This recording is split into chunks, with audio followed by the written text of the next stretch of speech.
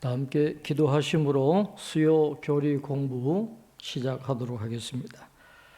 하나님 아버지, 오늘도 저희들 지켜주시고 또 이 밤에 함께 하나님의 말씀을 배울 수 있도록 은혜 베풀어 주신 것을 감사합니다. 인간론에 대해서 계속해서 공부하고 있습니다. 죄에 대해서 깨달으면 깨달을수록 우리는 이 영적 전쟁에서 이길 수 없는 전쟁을 치르는 것 같습니다. 그러나 예수님의 행하심으로 말미암아 그 전쟁은 우리가 질 수 없는 전쟁으로 바뀌게 된 줄로 믿사오니, 날마다 복음으로 돌아가게 하시고 말씀으로 무장하게 하셔서 하나님의 도우심과 능력으로 이 영적 전쟁에서 승리하는 저희들 되게 축복해 주시옵소서. 오늘도 초소마다 함께 하시고 끝까지 은혜 주실 줄 믿고 예수님 이름으로 기도하옵나이다. 아멘. 우리 찬송가 305장 함께 찬송하겠습니다.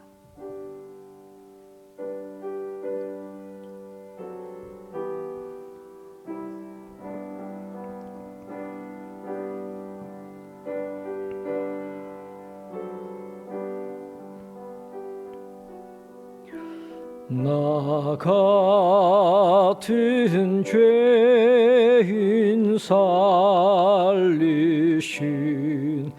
주 은혜 놀라움,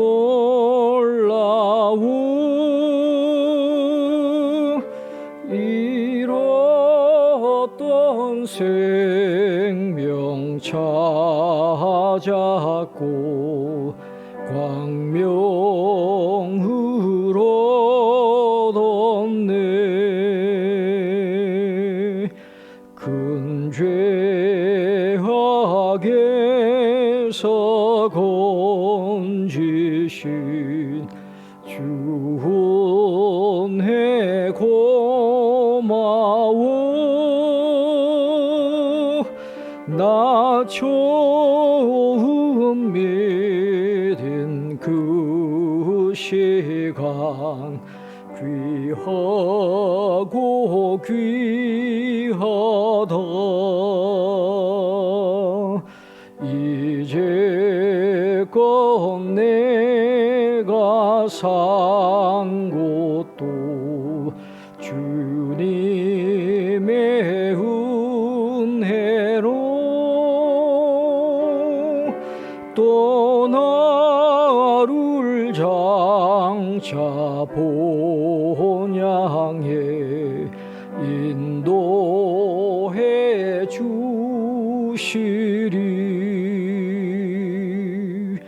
거기서 우리 영원히 주님의 은혜로 해처럼 밝게 살면서 주 찬양하리라.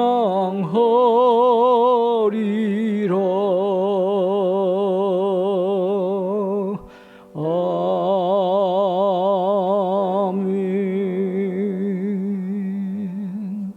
아멘.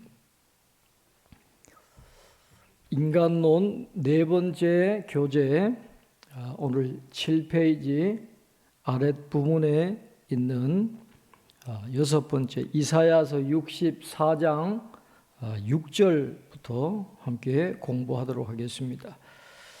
인간의 행동으로는 하나님 앞에 선한 것을 전혀 행할 수 없다라고 하는 이 부분을 우리가 공부를 하고 있습니다. 이사야서 64장 6절에 보면, 무릇 우리는 다 부정한 자 같아서 우리의 의는 다 더러운 옷 같으며 우리는 다 잎사귀 같이 시들므로 우리의 죄악이 바람같이 우리를 몰아가나이다. 이렇게 말씀을 하고 있습니다. 우리가 하나님 앞에 선한 것을 행할 게 없기 때문에 우리의 의라고 내세우는 것들도 다 하나님 앞에 보면 더러운 옷과 같은 것이다. 그렇게 말씀을 하고 있습니다. 이 말씀을 가지고 영국에 한 150년 전에 활동을 하셨던 이 찰스 스펄전 목사님이 이런 말씀을 한 적이 있습니다.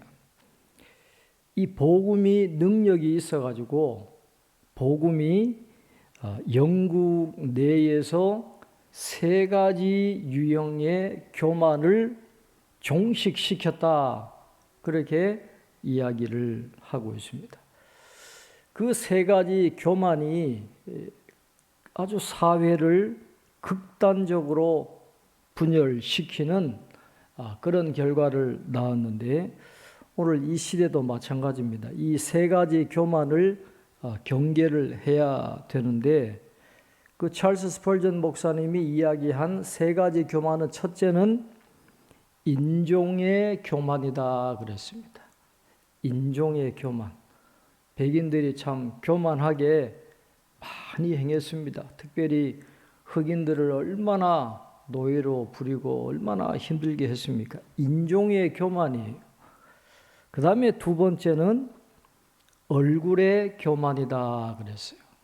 이걸 복음이 종식시켰는데 이 얼굴의 교만은 뭘 이야기하냐 하면 이 자신이 이 아름다움과 재능과 부와 성취 때문에 다른 사람들보다 낫다고 생각하는 교만이 이 얼굴의 교만이라고 했습니다.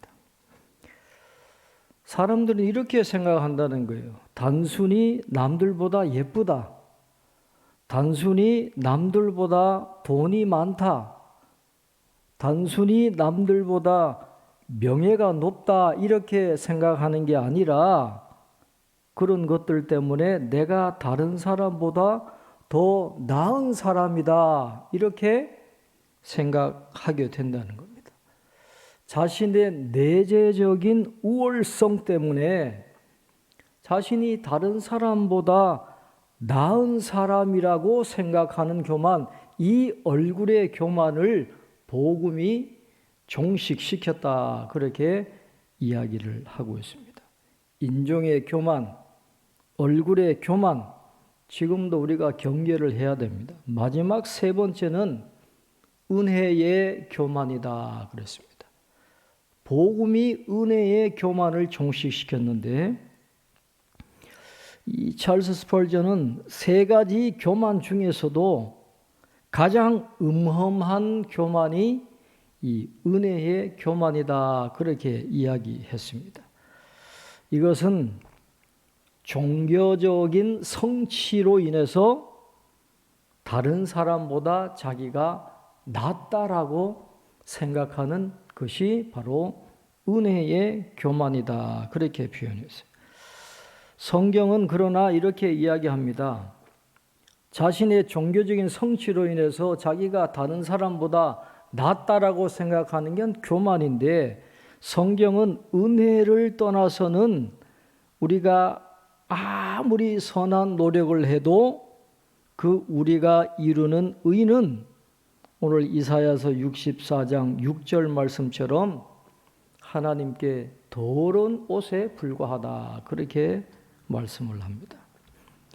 이사야서 64장 6절에 이사야가 사용한 이 더러운 옷이라는 단어는 이 한센병 환자가 코가 떨어지고 귀가 떨어지고 피부가 갈라지고 하는 그런 이 상황에서 자신의 벌어진 상처를 싸매기 위해서 사용하는 그 누더기 같은, 그래서 병균이 묻고 더럽어진 그 옷을 의미하는 단어를 사용을 했다라는 것입니다.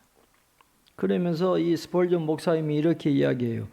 우리가 죽어서 천국에 들어갈 때 하나님이 우리에게 질문하신다는 겁니다. 내가 왜 너를 천국에 들어가도록 해야 되겠느냐?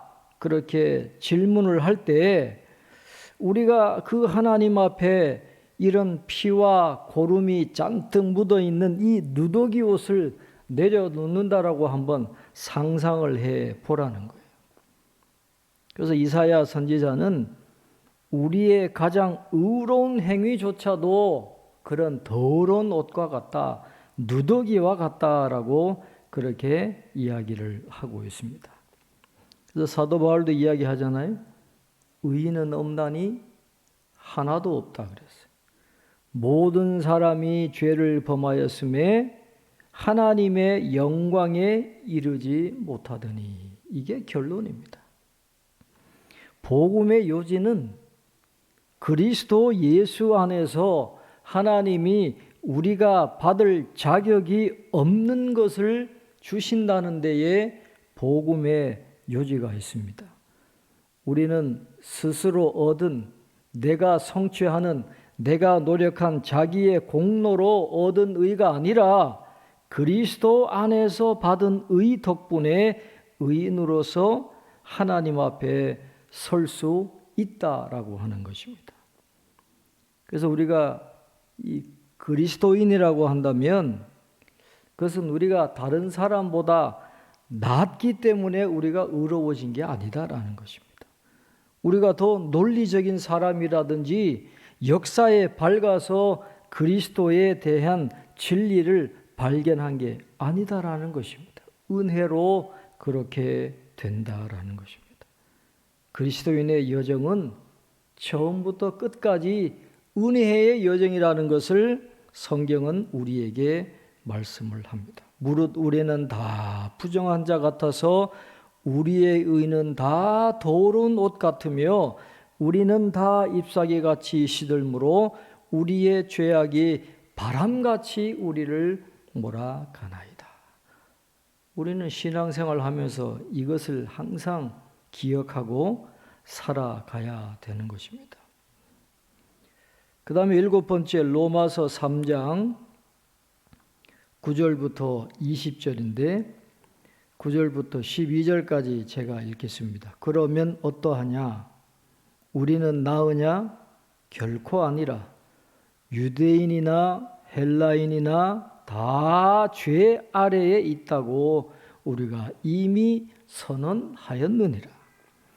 기록된 바 의인은 하나도 없으며 깨닫는 자도 없고 하나님을 찾는 자도 없고 다 치우쳐 함께 무익하게 되고 선을 행하는 자는 없나니 하나도 없도다. 그렇게 이야기를 하고 있습니다.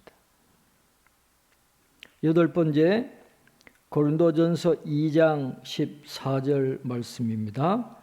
육에 속한 사람은 하나님의 성령의 일들을 받지 아니하나니 이는 그것들이 그에게는 어리석게 보이며 또 그는 그것들을 알 수도 없나니 그러한 일은 영적으로 분별되기 때문이라. 이렇게 말씀을 하고 있습니다.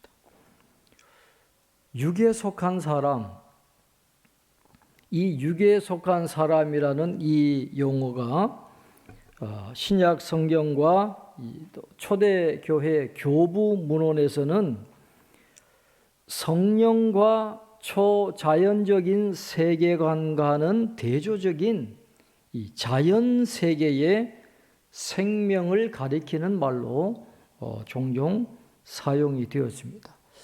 그 킹 제임스 버전, 우리가 흠정역이라고 하는 그 성경에 보면 이 육체적인 사람을 The Natural Man이라고 번역했어요. 자연인이다. 우리가 많이 들어봤잖아요. 자연인이라 그렇게 번역을 했는데 자연인은 거듭나지 않은 사람을 이야기하는 것입니다. 이 거듭나지 않은 이 자연인은 성령의 일을 미련하게 보기 때문에 이걸 받아들이지를 못한다는 것입니다. 거듭나지 않은 자연인은 모든 가치를 육체적, 물질적인 기준에 따라서 평가하기 때문에 복음은 그들에게 아무 가치가 없다라는 것입니다. 전혀 무익하고 가치 없는 것이 복음인데, 그래서 영적으로라야 그 가치를 알게 되는데, 영적으로라야 하는 말은 복음을 이해할 수 있는 능력이 있어야 된다, 그렇게 말씀을 하고 있습니다. 자연인으로는 절대로 안 됩니다. 자연인으로는 이 복음의 가치, 이 하나님의 은혜를 알 길이 없어요. 모두가 다 죄인이기 때문에, 하나님께 반역한 존재이기 때문에, 육체에 속한 사람은 영적이 아니기 때문에 성령의 일을 받아들이지도 못하고 이를 분별할 가치 기준도 가지지 못했다, 그렇게 언급을 하고 있습니다.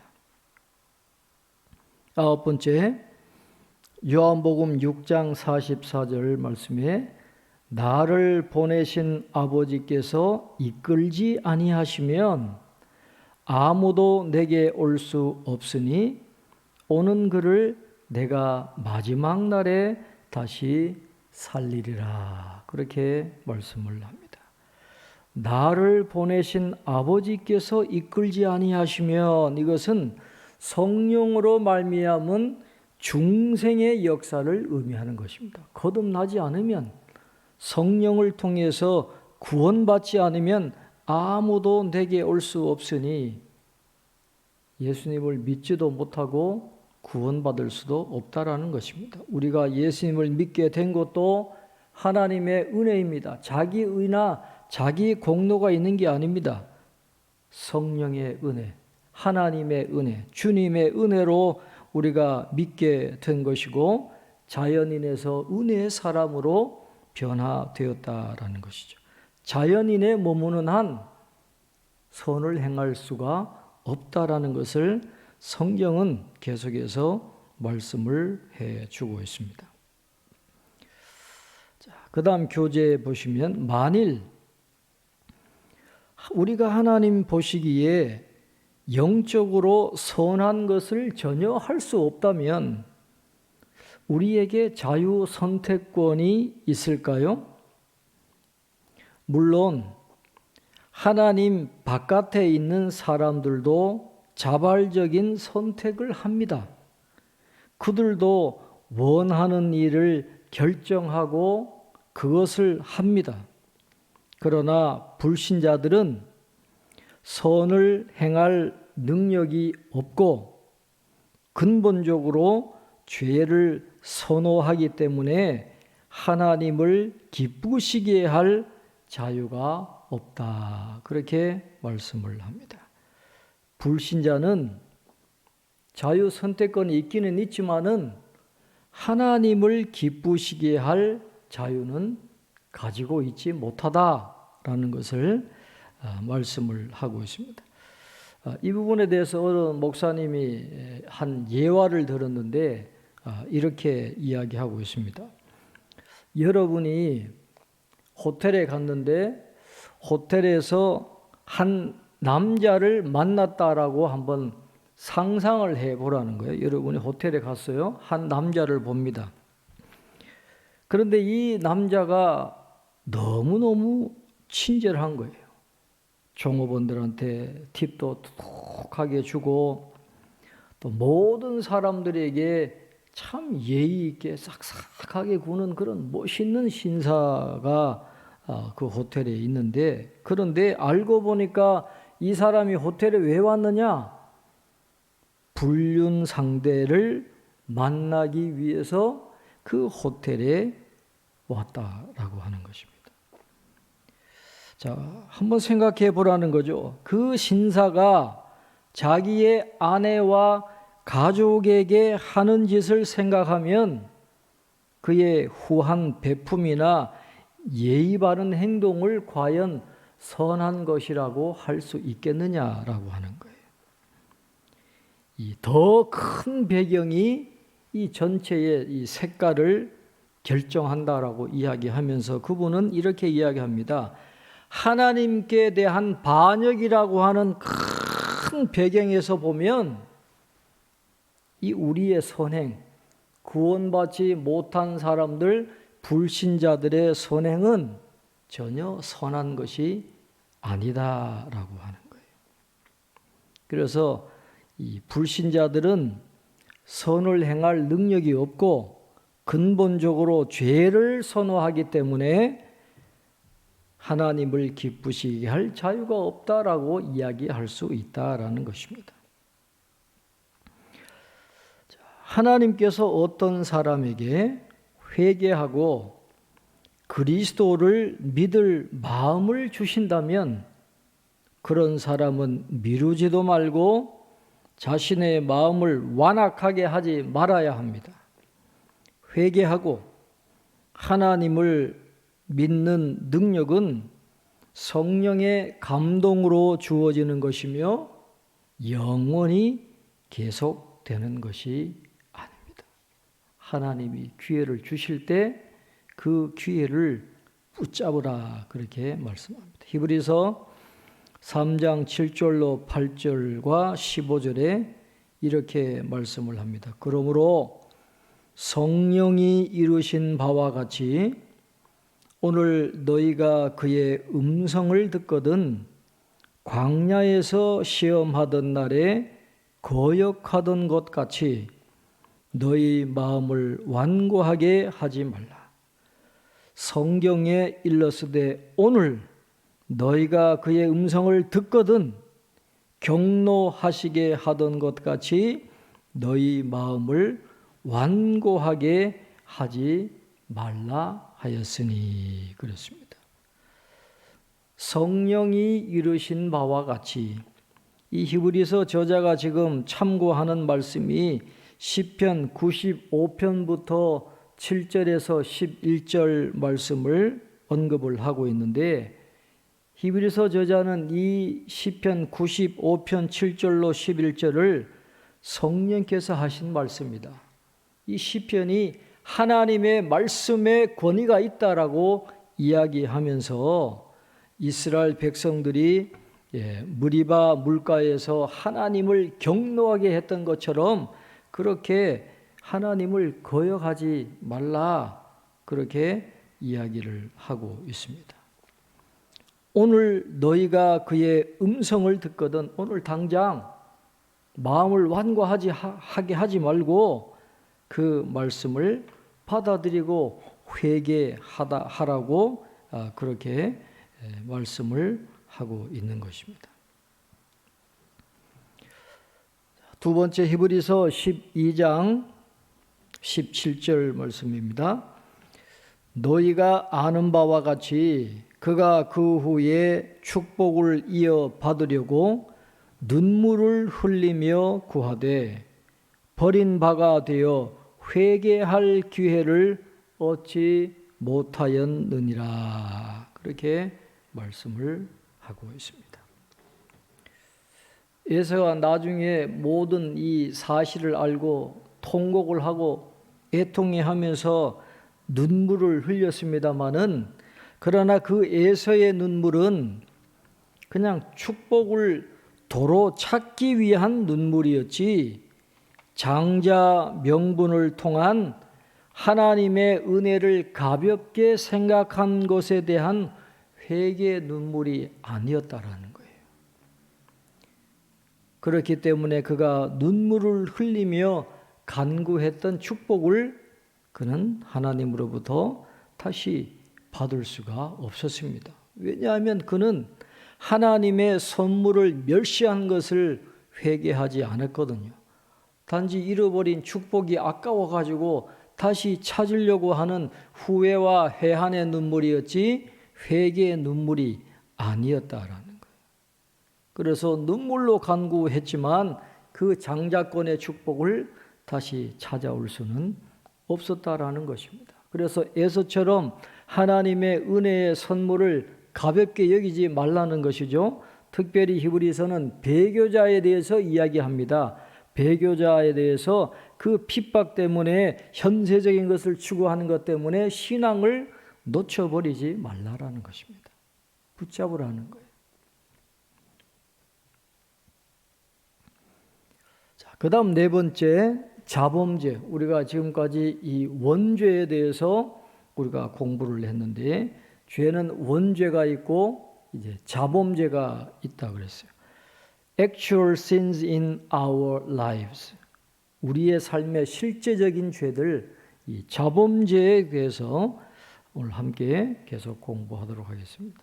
첫째, 모든 사람들은 하나님 앞에 죄인들입니다. 이 전제를 갖고 우리가 시작을 해야 되는 것입니다. 시편 14편 3절에 다 치우쳐 함께 더러운 자가 되고 선을 행하는 자가 없으니 하나도 없다. 그렇게 말씀을 하고 있습니다. 이 시편 14편 3절은 하나님께서 이 세상의 모든 인간들을 살펴보신 후에 최종적으로 내리신 판단에 대한 진술이라고 할 수가 있습니다. 인간의 기준으로 보면 여기 나오는 모든 인간이 성공적인 인생을 살았던 사람도 있겠고, 권세를 누리는 사람도 있겠고, 부유한 자로 판단받아서 존경을 받을 수도 있었겠지만, 그러나 하나님은 정반대의 판단을 하고 계신다라는 것입니다. 하나님 앞에서 모든 인간은 다 치우쳤다 그랬습니다. 치우쳤다는 말은 히브리어로 사르라는 말인데, 제 고집대로 행하다, 완고하고 반항적이다, 그런 뜻입니다. 죄는 어떤 특징이 있느냐 하면 독립적인 성향이 있고 권위에 반항하는 성향이 있어요. 다 치우쳤어요. 어느 한 사람도 예외 없이 권위에 반항하고 독립적인 성향을 갖고 있습니다. 하나님의 뜻보다는 제 고집대로 하려고 하는, 다 양이 자기 길로 가려고 하는 그런 죄를 모든 사람들이 하나님 앞에서 지고 있다라고 하는 것. 그래서 이건 과장이 아니죠. 이 세상에 의인이 하나도 없다라고 하는 인간의 실상을 적나라하게 보여주는 말씀이 시편 14편 3절입니다. 모든 사람들은 하나님 앞에 죄인들이라는 겁니다. 두 번째, 시편 143편 2절에 주의 종에게 심판을 행하지 마소서. 주의 눈앞에는 의로운 인생이 하나도 없나이다. 그렇게 말씀하고 있습니다. 주의 눈앞에는 의로운 인생이 하나도 없다라고 했어요. 세 번째, 열왕기상 8장 46절 말씀에 범죄하지 아니하는 사람이 없사오니 그들이 주께 범죄함으로 주께서 그들에게 진노하사 그들을 적국에게 넘기심에 적국이 그들을 사로잡아 원근을 막론하고 적국의 땅으로 끌어간 후에라고 말씀을 하고 있습니다. 솔로몬이 이스라엘 백성들을 위해서 이 기도하는 내용이잖아요. 적국에 끌려가게 될 경우에는 하나님께서 그들이 거기에서 기도하면 들어달라는 건데, 솔로몬이 여기서 전제하는 게 뭡니까? 왜 전쟁에 패해서 적국으로 포로로 끌려간다는 겁니까? 범죄하지 아니하는 사람이 없사오니. 죄 때문에 그렇다는 거예요. 범죄하지 아니하는 사람은 한 사람도 없기 때문에 이스라엘 백성이 하나님 앞에 범죄해서 나라가 망하고 포로로 끌려간다라는 걸 솔로몬은 너무도 잘 알고 있는 거예요. 그래서 솔로몬의 지혜는 어떤 단순한 이 국정을 잘한다든지 어떤 자연 현상을 잘 알고 있다든지 뭐 꽃에 대해서 박식하다든지 거기에만 그치는 게 아니라 인간의 본질까지도 심오하게 알고 있었던 것을 우리가 알 수가 있는 거죠. 그래서 범죄하지 아니하는 사람이 하나도 없기 때문에 여러 가지 이스라엘 백성들이 어려움을 당하게 될 텐데, 그런 어려움을 당할 때 하나님 앞에 회개하고 돌아와서 기도하거든 하나님 저들의 기도를 들으시고 저들을 구해 주시옵소서. 그 기도를 솔로몬이 하고 있는 것이죠. 범죄하지 아니하는 사람은 하나도 없다라는 것입니다. 여러분, 로버트 루이스 스티븐슨의 유명한 소설이 있잖아요. 지킬 박사와 하이드라는 소설을 우리가 잘 알고 있습니다. 이 지킬 박사는 아주 모범적인 시민입니다. 그런데 모범적인 시민임에도 불구하고 이 자기 안에 이중성이 존재하고 있다는 걸 발견하고 아주 괴로워합니다. 그의 안에는 이 선한 부분이 있는가 하면 이 악한 부분이 있는데 늘 이 악한 부분이 선한 부분의 발목을 잡더라는 것이죠. 그래서 이 사람이 약을 개발하잖아요. 자기 자신 안에 있는 이 두 부분을 분리하는 약을 개발을 합니다. 그래서 낮에는 선한 부분인 지킬 박사만 나오게 하고 밤에는 악한 부분인 이 하이드 씨만 출연하게 하는 것이죠. 이 하이드라고 하는 이 이름은 끔찍한, 추악한이라는 뜻을 갖고 있는 영어 단어 히디어스를 줄여서 하이드라 그렇게 표현을 한 것입니다. 그래서 이 약 때문에 이 지킬 박사와 하이드 씨는 서로 방해를 받지 않고 이제 공존하게 되는 것입니다. 그런데 이 지킬 박사 안에 그 악한 부분은 예상보다 훨씬 악하더라는 거예요. 이 하이드 씨의 모든 생각은 철저하게 자기중심적이었습니다. 그는 악의와 미움으로 똘똘 뭉쳐 있었고 살인적인 분노로 끓어오르고 있었습니다. 그래서 지킬 박사가 이야기하기를 나는 생각보다 10배는 더 악했다라고 그렇게 말을 할 정도였습니다. 그 소설을 스티븐슨은 이렇게 마무리하고 있습니다. 마지막 부분에 사람은 사실 하나가 아니라 둘로 이루어져 있다. 내 의식의 전장에서 싸우는 두 본성, 어느 한쪽이 나라고 말해도 틀리지 않은 것은 둘 다 완벽히 나이기 때문이다. 그렇게 말했어요. 선한 사람 지킬도 납니다. 악한 사람 하이드도 나라는 거예요. 나는 이런 사람이 아니다 라고 이야기할 사람이 누가 있겠습니까? 우리 안에 다 그 선한 부분과 악한 부분이 있다라고 스티븐슨만 이야기하는 게 아니잖아요. 이 사람이 로마서를 읽었는지 안 읽었는지는 모르지만 성경도 똑같이 이야기합니다.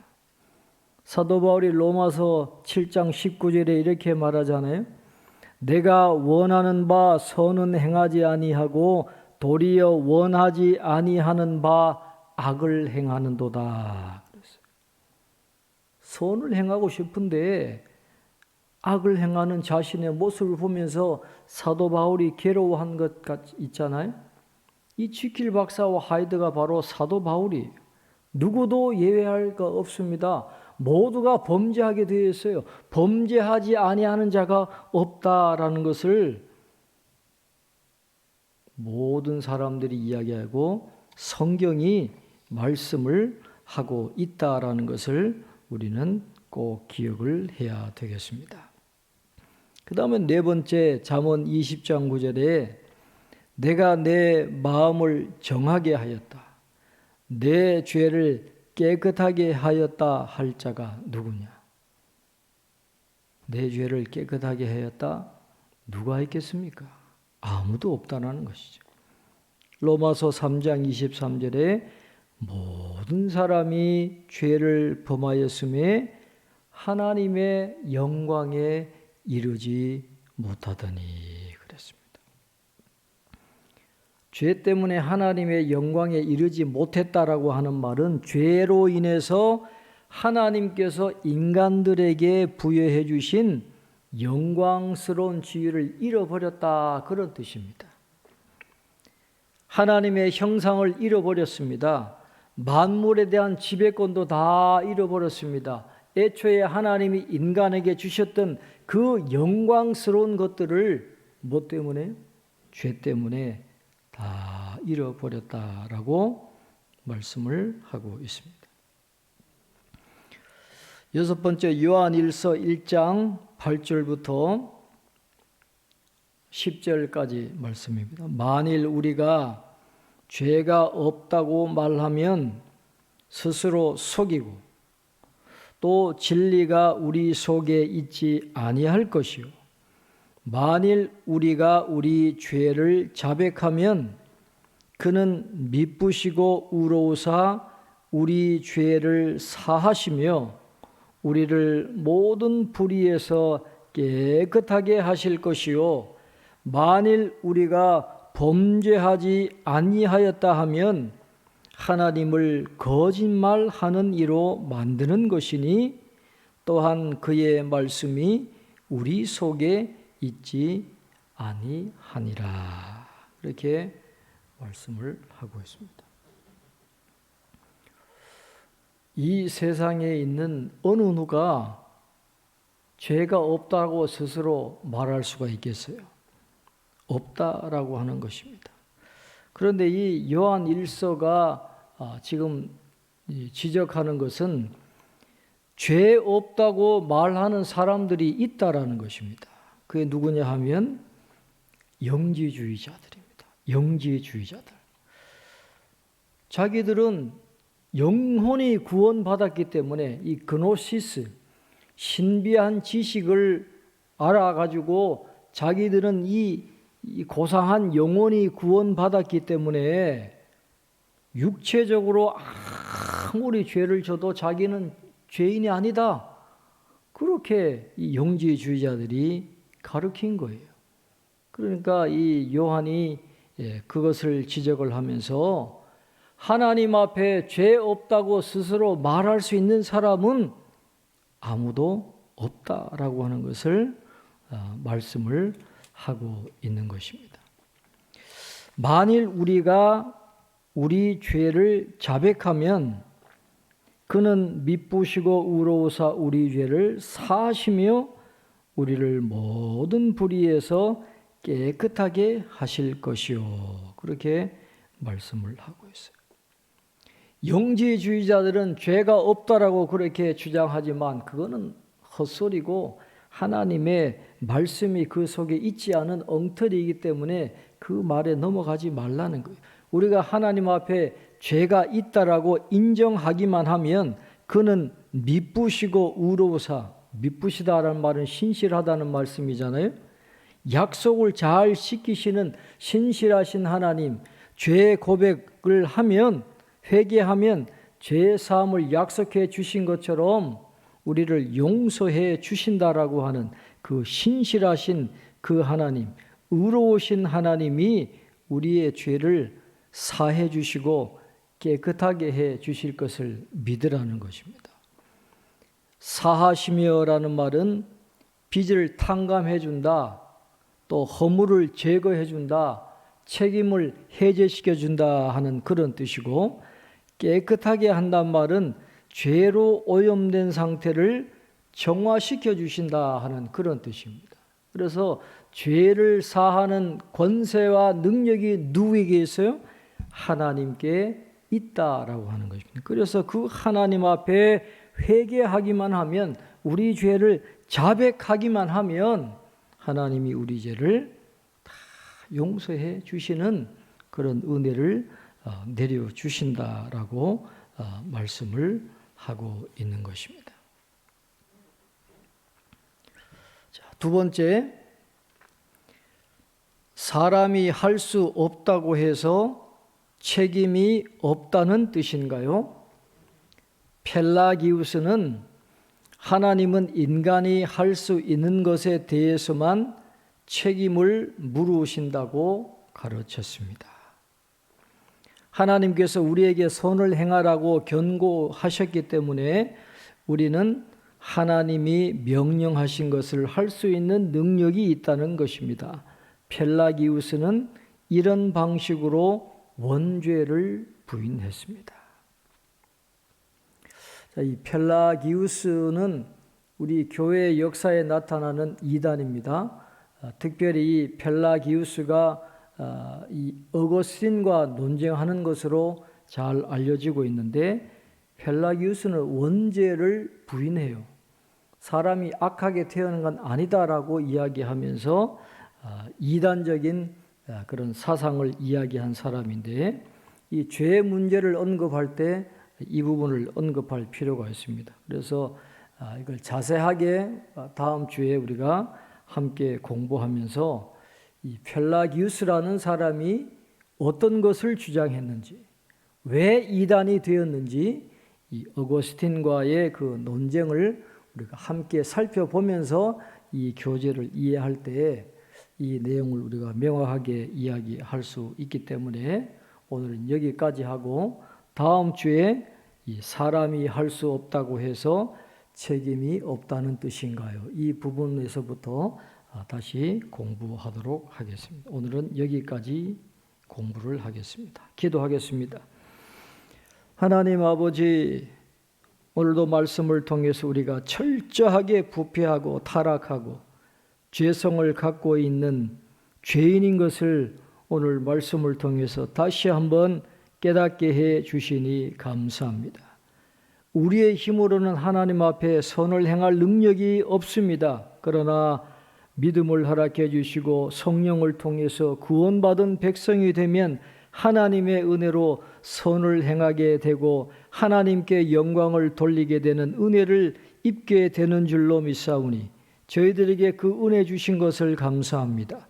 죄를 공부하면 할수록 우리를 향하신 주님의 은혜, 하나님의 사랑이 얼마나 큰 것인가를 다시 한번 깨닫게 되오니 그 사랑의 빚진 자로 사랑의 빚을 갚아나가는 삶을 살아가게 하시고 이 죄와의 영적 싸움에서 승리하는 삶을 살아갈 수 있도록 우리 모두에게 힘과 능력을 허락하여 주옵소서. 남은 한 주간도 우리 성도님들 어디에 있든지 장중에 붙잡아 주시고 일교차가 큰 이 계절에 건강 지켜주시고 하루하루 하나님의 은혜 아래 살아가는 우리 성도님들 다 될 수 있도록 축복해 주시옵소서.